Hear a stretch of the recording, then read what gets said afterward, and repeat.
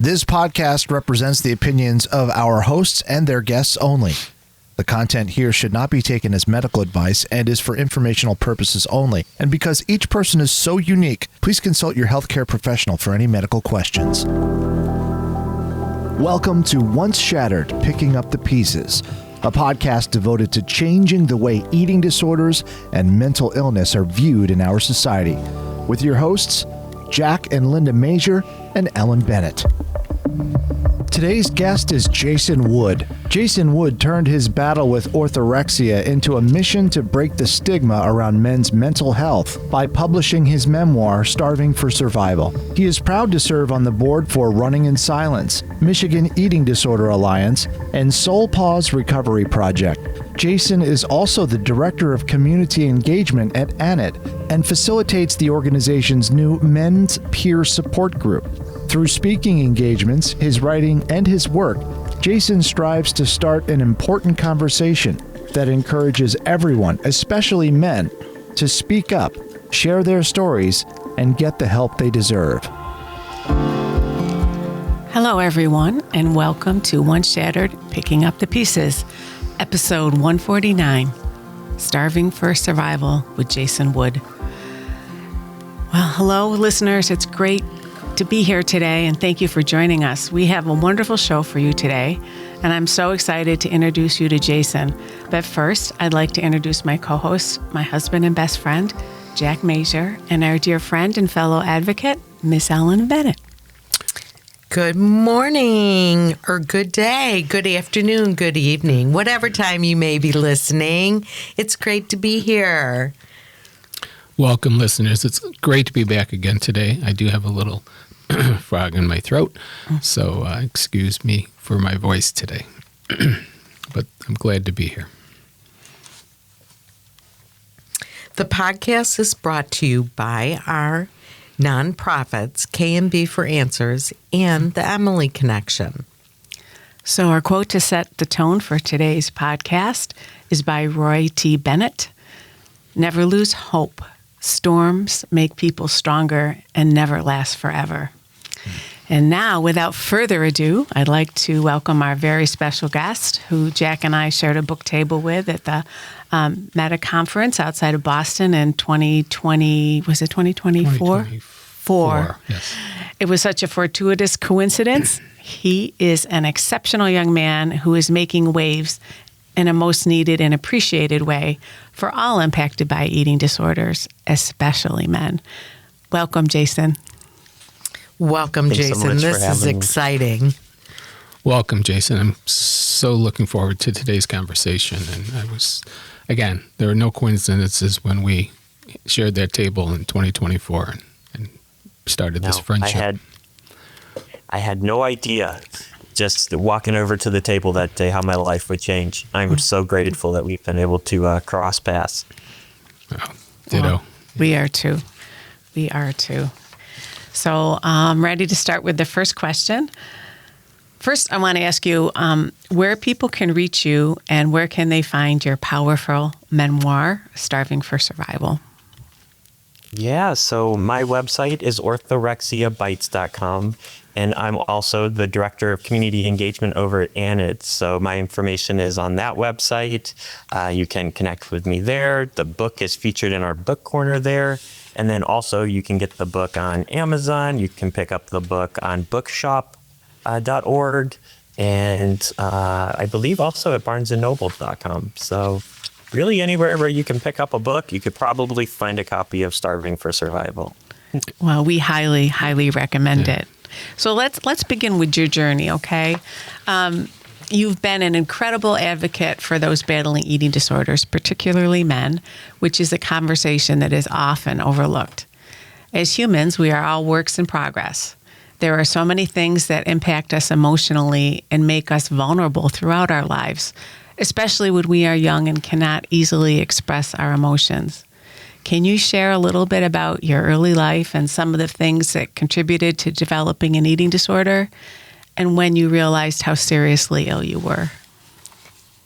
Yeah, so that quote that you shared at the beginning just really resonated with me because it felt like a perfect storm of everything coming together that created this eating disorder. When I was young, I was picked on and bullied because I was in a larger sized body. So that made me very aware of my appearance and what I looked like. And I felt very judged. I felt very insecure about it. So then once I got into high school, I wanted to lose that weight and I joined Weight Watchers, and it was an innocent start to dieting, but unfortunately it would eventually snowball into this eating disorder. I wanted to be the best dieter there could be. Yeah, I've always had that perfectionist tendency, that overachiever. Getting an A was never good enough. It needed to be an A+. I needed to be the super honor roll kid. And that translated over then once I had that introduction into dieting. Then a couple years later, I would lose both of my parents to cancer. My dad would pass away when I was 11. My mom would pass away when I was 19. And those were traumatic experiences for me and really turned my world upside down. Suddenly, I had no safety net. I had no number one fan. I had lost my best friends, and that was really difficult. I fell into financial hardship. I fell into personal hardship, fell into drugs and alcohol. And this whole time, though, I just never asked anybody for help. I just kept it to myself because I thought that's what guys do. So I turned to food. I turned to diet. I turned to exercise as a way to maybe cope with some of this pain that was going on, as a way to maybe process some of the grief that I wouldn't allow myself to feel. All of this just continued to escalate as I would come to terms with my own sexuality. And again, being raised in a very conservative religious family, that was difficult for me to realize that I was gay and to come to terms with that. So again, it was just kind of amplifying that insecurity that had already been planted at a young age. And then finally, I would say the last factor that contributed into that perfect storm was a close call with colorectal cancer, which is what my dad had passed away from. And here I was at 29, showing symptoms and signs of colorectal cancer. So I went to the doctor, had a colonoscopy, and they found 3 polyps that were extremely close to turning cancerous. And that was just really scary for me to face my own mortality there. And that's when I kind of doubled down on this healthy, clean eating, and this disordered relationship that I'd had with food for so long really morphed into that full-blown orthorexia. So it was just kind of all of these different factors just contributing throughout my childhood and early adult years that led and created this perfect storm that would almost take my life. Wow. And, maybe not everybody listening is familiar with orthorexia, but it often starts as somebody just trying to be healthier. And then the emotional things just are catalysts for everything else that can happen down that slippery slope. And I think there's a lot of people that don't realize how dangerous it is to go on a diet. So, yeah. Really, and it was one of those things where the people around me were praising me and applauding me the whole time. Nobody was raising red flags or concerned that I could have an eating disorder. Rather, my medical team, my family, my friends, they were all saying, "Ooh, I wish I could have the discipline and dedication you have to diet and exercise." Nobody could see the toll that it was taking on my mental health or my social health or just my life in general. They were all feeding the eating disorder. And it's so typical. And I really want to thank you for you're so honest and sharing your story, and you make it easy to understand so that people can see, oh my gosh, that's what happens. Your relationship with food changed significantly, affecting many aspects of your life. As you describe this in your book, the reader understands the complexity, the severity of the issue, and how overwhelming it can be. How did this affect your relationships? Yeah, this had a a horrible impact on my relationships. And I can notice it from one example of just going to a friend's birthday party, and the food was being catered, and already those warning signs were going off in my head. I was concerned because I was stepping out of my comfort zone and not eating a lot according to my routine or food rules. So I lifted open the tray to the vegetables, and there was cheese on them. And at that point, cheese was off limits to me. And I started to feel that anxiety. I started to feel that panic set in my body. And I had to leave that birthday party early because of the food. Of course, I didn't tell anybody that's why I was leaving, but that's why I left.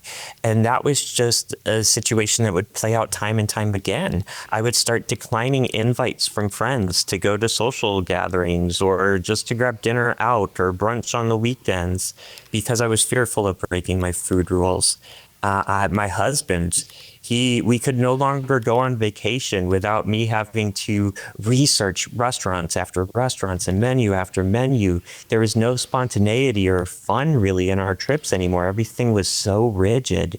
At work, the ironic part is I used to be an office manager. So I used to be in charge of planning the events, planning the potlucks, planning the parties at work.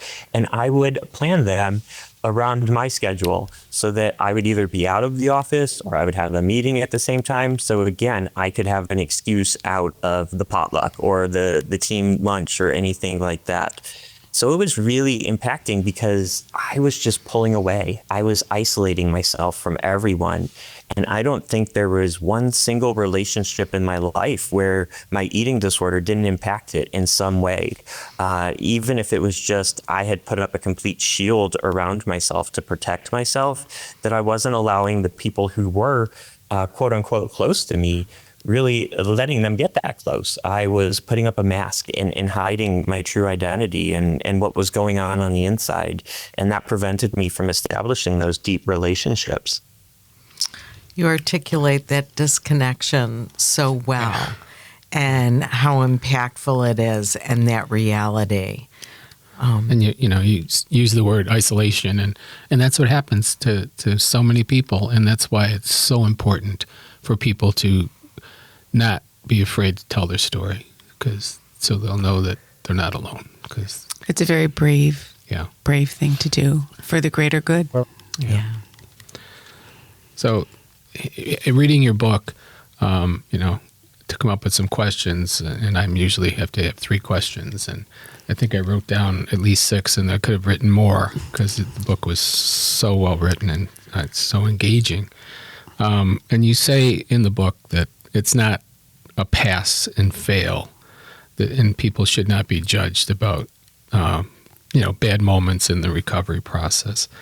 So at a treatment center, when you were told you're not making the progress that the therapist or the treatment center goals were expecting, and maybe even from your own physician and your team, how did that affect you, and what are the most important things that treatment centers need to understand about the individuals they're treating? Yes, and I hope everybody's listening to this because they need to hear both. These are the questions we need to ask and cover. And for me, like I mentioned at the beginning, I was an overachiever. I still am. There's still that part of me. And if it wasn't a pass with flying colors, then it was a fail. And I have that very black or white thinking.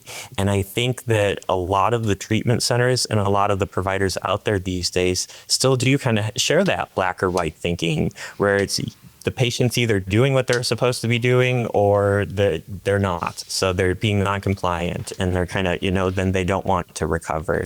And that is the farthest thing from the truth. I was trying every single day to recover, but it felt nearly impossible at times. And I remember that first time that I stepped on the scale, which is just traumatizing enough as it is, but stepping on the scale and finding out I had made no physical progress, even though I felt like I had given recovery 110%.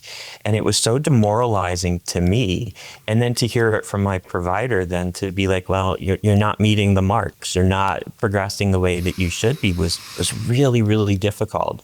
But I was so grateful because I had a therapist who understood, and I met with him later that week.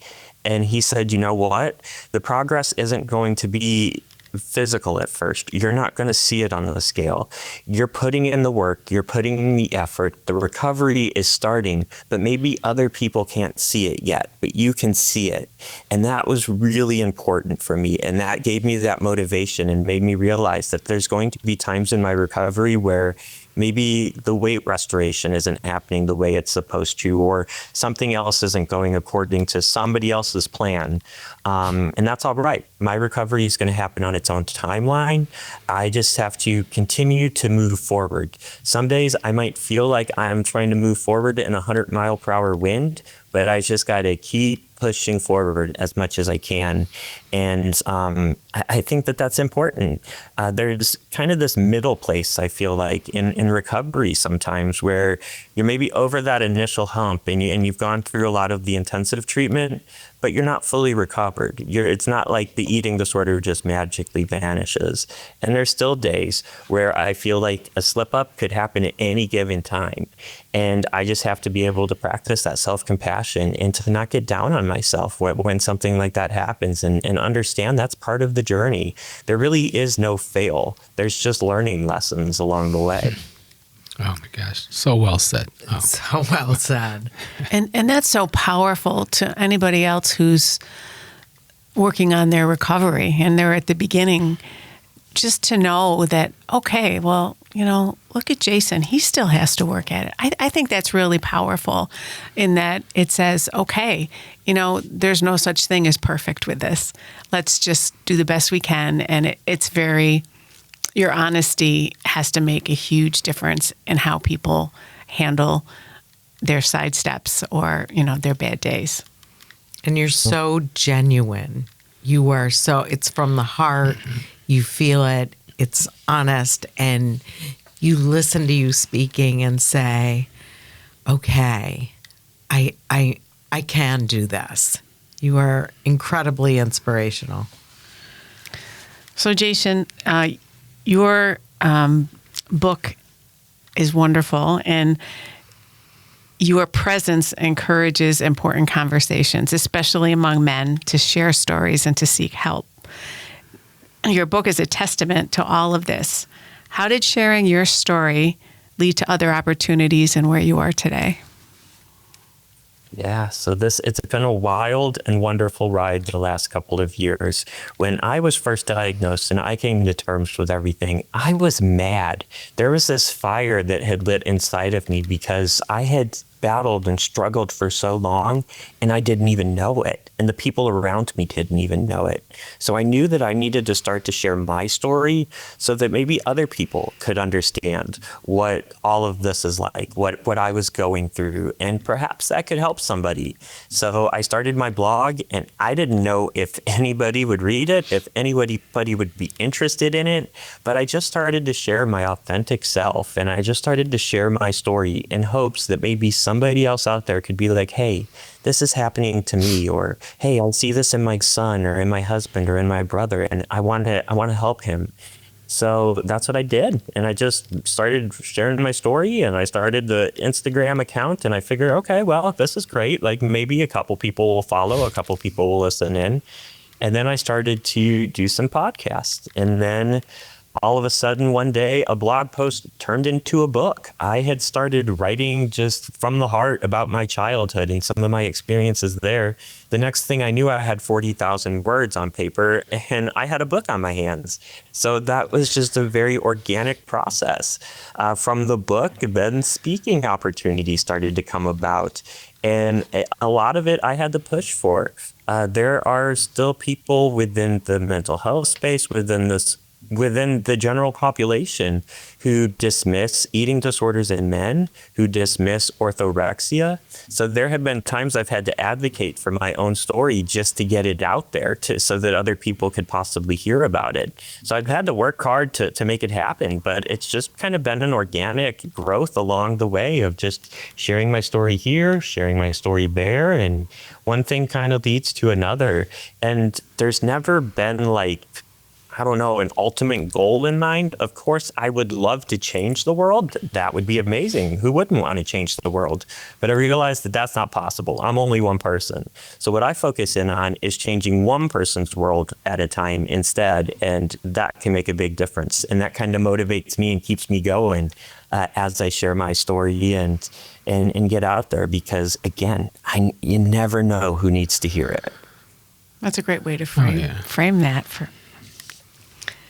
That is incredibly beautiful, and you are forging ahead in so many areas, bringing forward orthorexia, really encouraging men to tell their stories because the conversations need to happen. We have to start talking about this and understand it and realize what is going on, and highly recommend your book. Just incredible read. It's raw and deeply personal, giving readers a window into your struggle that lasted for years. And I think it really pushes forward that understanding of how challenging eating disorders can be and how they hide. And you describe various aspects of your journey, making the reader feel your emotional pain and your internal struggle. What truly helped you move into recovery, or what was a turning point for you? Yeah, so when I crashed into rock bottom, which at the time that we're recording this, I'm actually coming up on the 5-year anniversary of that. So that is, it's really remarkable to kind of see that coming up here. But when I crashed into rock bottom, I was just so tired of living that way. I was so tired of being held hostage to all of these food rules, to all of these insecurities, to all of this unsuppressed or suppressed pain that was inside. This grief that I hadn't allowed myself to grieve since my parents had died almost 2 decades earlier. So I think it was just kind of emotional and physical exhaustion at that point that sparked me into some of those initial conversations. So when my husband came along and raised the red flag and voiced his concerns, I listened, and I was ready to start to seek help. At that point, I still didn't even think I had an eating disorder. I just knew I wanted to talk to somebody because I didn't want to continue to live like this.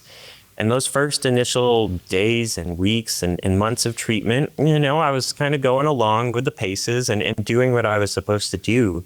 But then there was a big turning point about 3 or 4 months in where my therapist asked me to write my story. And he thought that would help me better share my story with my friends and with my family. Because at that point, I hadn't really told anybody but my husband about what was going on. So I wrote my story out, and then I read it back to myself. And as I was reading it back to myself, I started to go, hey, the guy in this story, he's a pretty good guy. He just had a lot of tough things happen in his life, but he's been fighting hard to survive them, and he's been working through them. And then I realized that guy was me, and that self-compassion just started to flow in. And what was that turning point when I could tap into that self-compassion and forgive myself and start to learn how to accept myself and eventually love myself? That was that big turning point in recovery. And I think that it took the objective perspective. It took me writing my story out and then reading it back almost like a third-party point of view in order to fully understand the storm that I had been experiencing for so long. And kind of circling back to that storm analogy from the beginning is a lot of times when storms happen, we don't see the damage until after the fact. You don't go out and survey the damage until the storm has already passed. And that is exactly how it was for me in my recovery. All of this pain, everything that I had experienced for nearly 2 decades, I didn't see it at the time. But as soon as I had a chance to reflect back on it and take a look back, that's when I began to realize just how much I had gone through, how much I had lost, how much the eating disorder had taken from me. And that was that motivation I needed to continue through the recovery process. Wow, I love that analogy about you don't see what's happening during the storm. It's just after it's all over, seeing the damage. And there's storms brewing inside of us when we don't deal with grief or loss or trauma, or, and the body keeps score, it catches up with most people at some time. So, yeah, and that importance of loved ones and self-acceptance and realizing, and how journaling and writing really helped you. And I think that becomes a common thread across many conversations. And you were so fortunate, too, to have so many people that took you in, when you had no place to go. And but you had some major disappointments, too, along the way. But, yeah, you kept putting one foot in front of the other, and you found your way. Yeah.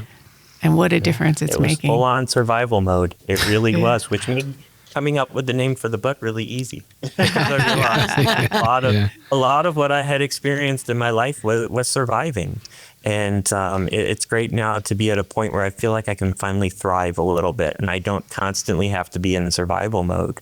But I did it, and I faced that storm, and I've come out on the other side. And this next question, I think, is a good follow-up to what you just said, because you mentioned the Buddhist concept of the first and second dart, and I thought I love that part of the book.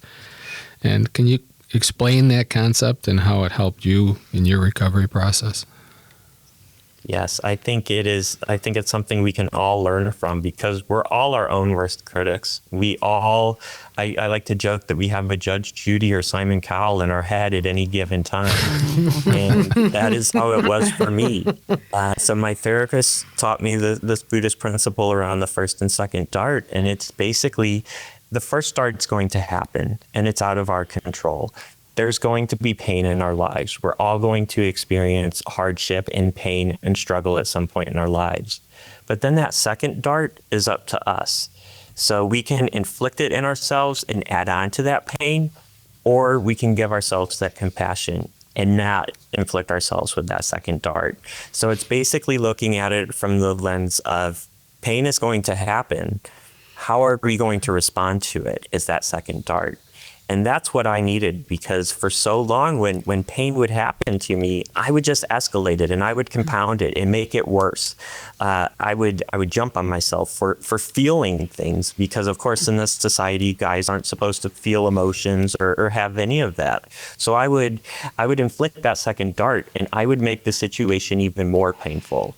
So what I had to learn to do was, after a painful experience in life, or even after a setback in recovery, I had to pause for a moment and stop before I started to shoot that second dart at myself.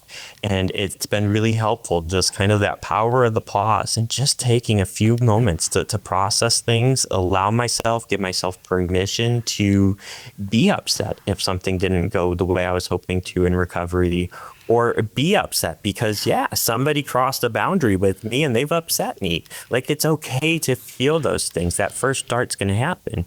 But again, it's how I respond to it. And that second dart is completely in my control. And that's something that I like to hear, because I like control. That's another one of those things that probably affected eating disorder. So to know that second dart, I still have control over, I really appreciate. So that's been a really helpful principle for me to follow in my recovery. Wow. We have a support group tonight, and I think I'm going to bring this up if it's okay with Linda, because she runs a support group, but I think this is something I want to bring up tonight to our group. It's beautiful. Cool. Yeah. It really is. Like, I need to hold on to that, because it's so important to realize that we've got that second dart. We can go back again. I love when there's new ways to frame things. Different ways to look at whatever struggle we're going through. So, of course, you can, Jack. You can bring that up. So lately, one of my favorite words is capacity. And we're all human by design. We're not supposed to do things perfectly. We put so much pressure on ourselves. But I think it's especially difficult when we feel stigma, when we feel judged. And eating disorders never stand alone. There's always precursors to them. So we can't always expect people to have capacity to totally understand, but everybody can learn. And we strongly believe in the idea and the value of peer support. And we know that you do too. And that's whether it's an eating disorder, substance use disorder, alcohol use disorder, depression. And I wish you could share a little bit about the peer support that you advocate for and that you're a part of and how it helped you, and maybe share a little bit about ANAD and the other organizations you're associated with, because they're pretty remarkable too. And they're helping us all expand our capacity. Yes, because when we all work together, we can help more people. And that's the one thing that I say, and that's why I'm so glad that we've got the community partnerships going on between all the different organizations, because we all just want to help people at the end of the day. And for me, peer support has been absolutely life-changing. It is the thing that I wish I would have known about 5 years ago when I was starting this whole journey, because I attended my first support group. And I was the only guy there. I was the only individual with orthorexia there. And I have never felt more alone and more isolated. Even though I was in a group with people who were experiencing eating disorders, it just kind of made me feel like I was on the outside of the outside already. I already felt isolated enough. And now it was adding another layer of this isolation. So when I started at ANAD, the first thing I wanted to do was create a space for men, because there's just not a lot of the support groups out there for men. And I think because of the stigma around mental health or around talking about our emotions, there's no way guys are going to really show up at a support group that might be open to all genders and really be able to, let that guard down and fully be themselves. So that's why it was so important to me to start that male support group. And it's been incredible. It's been 2 years now, and I take away something every single time I lead that group. I thought I was going to create the space for others, but I created the space I still needed myself, because it is so cool to be able to just be around other people who you can identify with. You can look at somebody and say, hey, they sound like me. Hey, they look like me. Hey, they get this. And there's no replacement for that. And that's why at ANAD, I'm so glad that we have our general support groups that are open to anybody and everybody. But then we also have our population-focused groups where it's LGBTQ+, BIPOC, individuals with chronic illness and long-term disabilities. We have different groups for all of these folks. And there's just an unmatched power when it comes to being able to look on the other side of the screen, since everything's virtual, but to look on the other side of the screen with somebody and say, hey, they get it. They've been there. And it's so validating, and it's so important. And it's like you're finally seen for the first time. You can have individuals around you who love you to death. You can be surrounded by an amazing family and amazing friends. But there's still that part of you that's like, hey, they don't really understand it. Mm-hmm. They've not seen the darkness of the storm I'm facing. So then you get in that peer support space and you're like, oh yeah, I'm surrounded by people who do get it. And my favorite part about leading a support group is when I don't have to talk at all, because the people that are attending themselves are the ones supporting each other. So somebody attended that group thinking they were coming to receive support, and here they are now giving support. And that is so empowering. That just does so much for the soul and so much for the recovery journey. So it's really cool that I'm able to be a part of it at ANAD, because when we started peer support groups back in 1976, we're about to turn 50 years old, it was considered pretty radical. It was considered harmful. They didn't think that it would be good for patients to be around each other, but we've proven them wrong. And we've shown them the power of peer support over the years through the peer mentorship program, the peer helpline, and the peer support groups. And then in addition to the work that I'm doing at other organizations, there's always this feeling of community and connection. At SoulPaws Recovery Project, we're starting healing circles where individuals are coming together with animals. And they're using animals as that opportunity to tap into their emotions and to let their guard down and to become more comfortable with sharing in public. And it's been really cool to see the connection and community there that we're finding. And sometimes you just need a dog or a miniature donkey to get those conversations. So it's been really cool to see that over at SoulPaws. And then at Running in Silence, it's been really special to be a part of their programming as well, because Rachel Stile, who's actually the founder of Running in Silence, helped mentor me while I was writing my book. She had wrote her story before mine, and it was actually through reading her story that I began to better understand my own experience. So she kind of mentored me and helped me realize the power that's available in storytelling. And I think it's so cool what we're doing now with raising awareness with college athletics, whether that's with coaches, trainers, or the athletes, and helping to support them at Running in Silence. So the whole thing, no matter what organization you find me at, no matter what hat I'm wearing on whatever given day, it's about creating community and connection, because I think those are two foundational pieces to the recovery journey.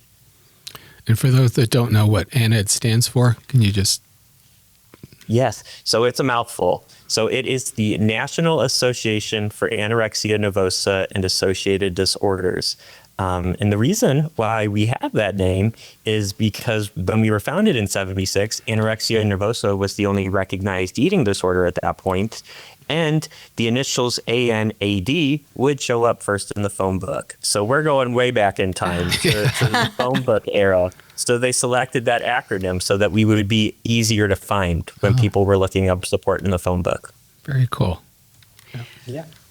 And the model for peer support is, so prevalent for alcohol use disorder, right? Alcoholics Anonymous is one of the first groups that most people heard about along the way, and that's and that's a model that no one model works for everybody, but it's so wonderful to have choices for different types of peer support depending on what your issue is, what your mental health issue is. And there is nothing like somebody who's walked the walk to make you feel supported. And I can relate to what you say about your support groups and seeing the people support each other, because I always say, I'm there to facilitate. I didn't have an eating disorder, but somebody I loved, our precious daughter, died from anorexia. So I've walked the walk with someone. But when I see the people that show up and when I see them support each other, it's the purpose through the pain. It's just a beautiful thing to see that happen, because it's both that reciprocal, the give and the take, and they're amazing people. Every one of them are just amazing people. So, well, thank you for sharing that. Absolutely. It's been really cool to see some of the individuals who were maybe once group attendees have now come back to be group leaders, or individuals who were peer mentees have now come back to be peer mentors. And it's just, those are the coolest stories. Like, I could never get enough of that, because it's just so cool to see these people go from coming to ANAD for support, and now they're coming to us saying, I'm ready to give that support back. Mm-hmm. I'm ready to help other people. Mm-hmm. Those are incredible full circle moments. And I think anybody who's part of the eating disorder community at some point has felt that connection with community and others who have walked the walk, or that lived experience or peer support, because it is such a powerful feeling when you connect with somebody who gets it. It is just this overwhelming sense of, oh my God, I'm not alone. I'm not alone. Somebody else understands. Okay, really quickly, I just wanted to highlight the topic of bullying. It is so heartbreaking and sadly all too common. Kids struggling with body image and self-worth are often targeted, especially during those vulnerable years when fitting in feels like the most important thing. I was teased. I was Ellen Watermelon, and it hurts. I had to, and I will never forget that. What would you say to somebody who's experiencing bullying now, and what do you wish we all understood about this concern? So that's been some work that I've had to do in my recovery, was to forgive my bullies and to realize that they actually, they're probably dealing with pain themselves, and they're projecting a lot of that insecurity on me. So one of the things that I would say to somebody who's maybe is currently being bullied or who has been bullied is to remember that it might feel personal and it feels like they're coming at you, but more than likely that other individual has some pain that's already happened to them and they're projecting it now onto you. So in one regard, it's been good in building my own self-compassion back up, but two, it's been good to build compassion towards others, because I never think we should fight hate with hate, because that's never going to get us anywhere. We need to fight hate with love. So as difficult as it can be, I've been able to find forgiveness for some of those people who had maybe picked on and bullied me for so long. And another thing that I would say to people is that if you're being picked on or bullied because of your body or because of your physical appearance, like, that's the least interesting thing about you anyway. Like, you have so much more to offer to this world than just what your stomach looks like or what your abs or what your legs look like or anything like that.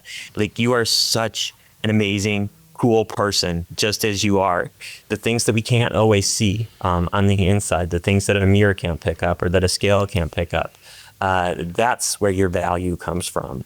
So as hard as it can be, try accept what they're saying, like accept it, feel it, process it, get upset, allow yourself to cry, allow yourself to get angry at times, but then you start focusing on the people who do build you up. Find that community, find that support, find the peer support if you need it. Lean on your friends in those moments where you might be struggling with words that a bully has shared to you, because suppressing it's not going to make it any better. Suppressing it's not going to help out.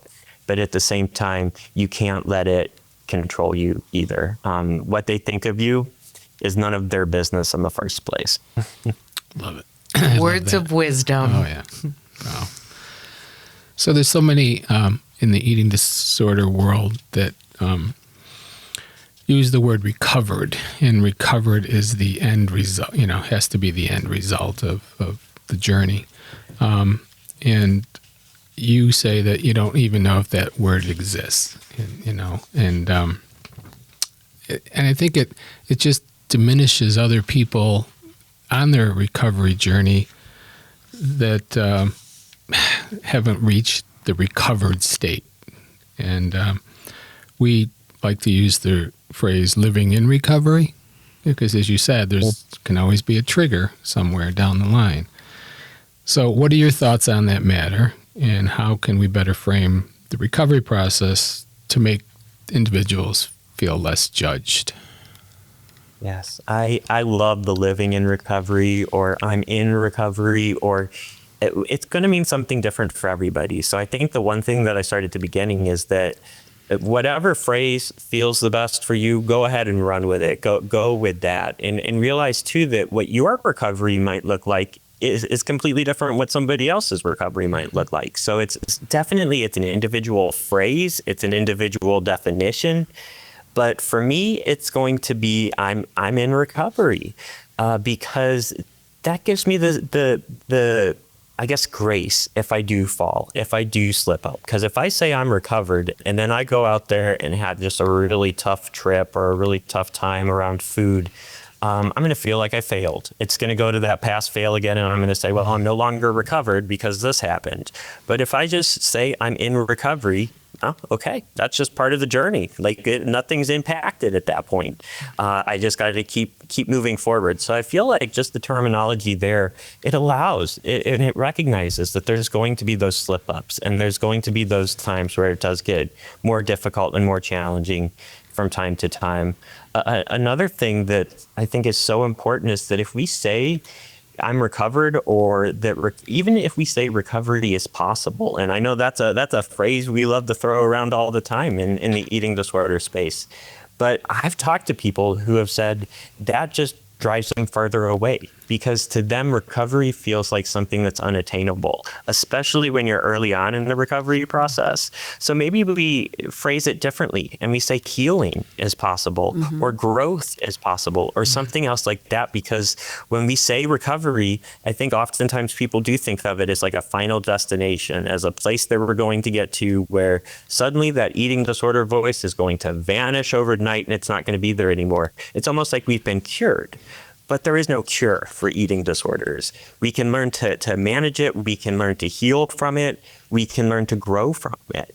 But I think we have to be really careful when we do start to say, I'm fully recovered, because it puts this false expectation in somebody's head that, yeah, it disappears one night out of nowhere.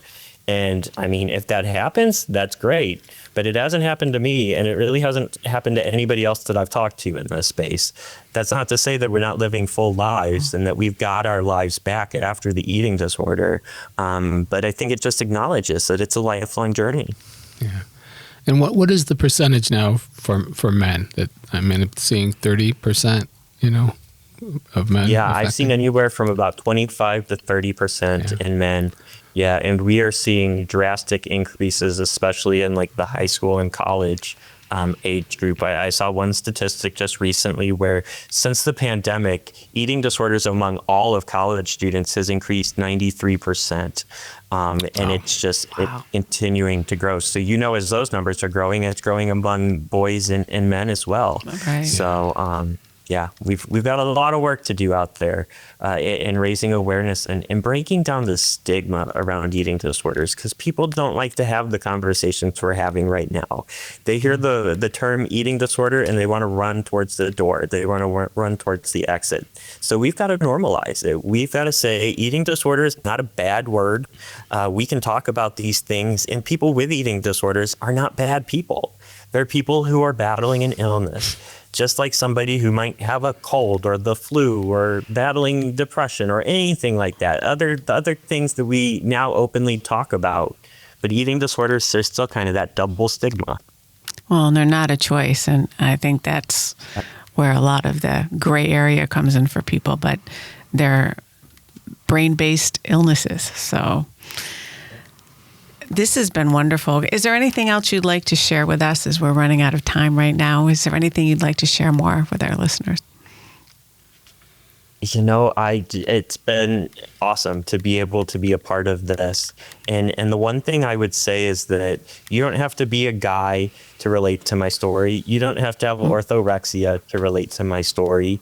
And that's why I shared it. It wasn't just to get to those populations. It was to share it with anybody out there who's struggling with whatever.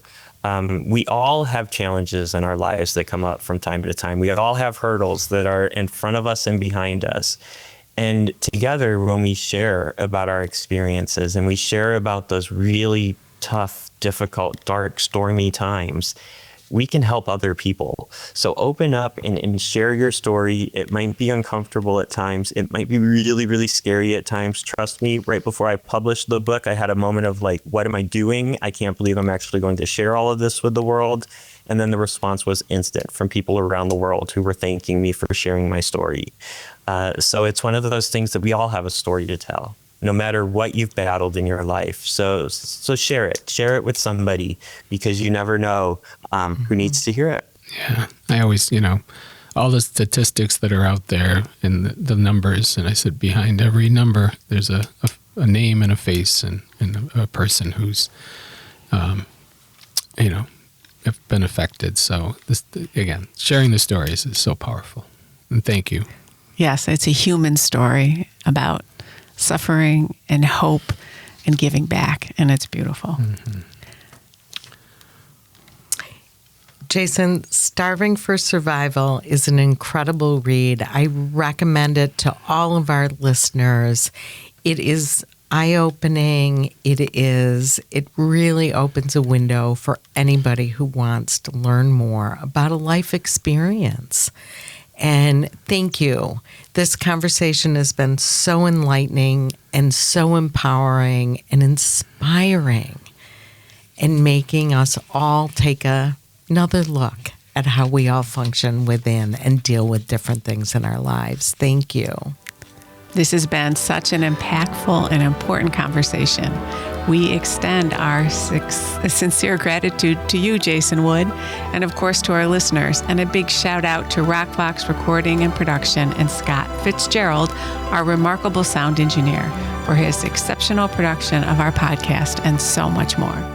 Please rate, review, share, and subscribe to this podcast, Once Shattered, Picking Up the Pieces, on whichever platform you're listening on. Learn more about Linda and Jack Mazur, the founders of the Emily Connection, and their beautiful book, Emily, the story of a girl and her family hijacked by anorexia, available on Amazon. And please learn more about our co-host, Ellen Bennett, and her wonderful nonprofit organization, K&B for Answers, that have done so many great things and continue to do more. The discussions we have with all our guests are incredibly important as they emphasize the importance of mental health for every one of us. Thank you, listeners. And the links for today's show will be in the show notes. For Jason Wood, thank you. Thank you, everyone. Thank you.